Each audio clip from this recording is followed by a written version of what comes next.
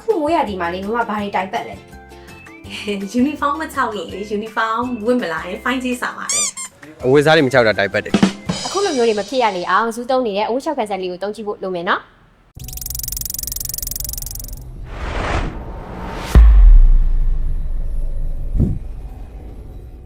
ယူနီဖောင်းတွေမချောက်လို့ရုံးမှာဖိုင်းကြီးဆောင်နေရပြီအခုလိုမျိုးမိုးရင်းကာလမှာအဝတ်တွေမချောက်လို့စိတ်မငြင်းရအောင်အဝတ်ချောက်ကန်ဆက်တွေအများကြီးတွေကမှတိတိကျကျလေးနဲ့နေရာစားတတ်တာစီမဲ့ Air ASD 1000အဝတ်ချောက်ကန်ဆက်လေးနဲ့မိတ်ဆက်ပေးခြင်းပါတယ်အဝတ်ချောက်ဖို့ခက်တဲ့မိုးရင်းဆောင်လင်းကာလတွေမှာအဝတ်တွေကိုအချိန်တိုတွင်းလျင်မြန်စွာချောက်သိစေပြီးတော့မှုန်နှန်းကြောင့်ဖြစ်တဲ့အနံဆိုးထွက်တာတွေကိုပါမဖြစ်ရလေအောင်အိမ်တိုင်းအတွက်အဝတ်ချောက်ကန်ဆက်တစ်ခုတော့စောင့်ထားတင်ပါတယ်